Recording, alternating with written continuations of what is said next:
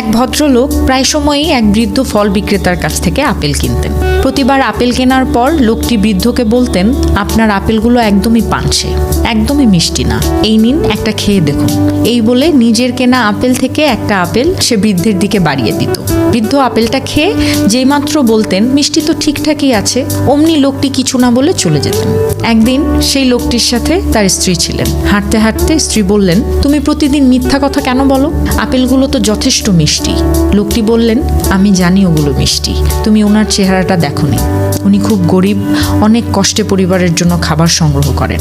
আমি তাই প্রতিবার মিথ্যা কথা বলে নিজের ভাগের একটা আপেল তাকে খেতে দিই।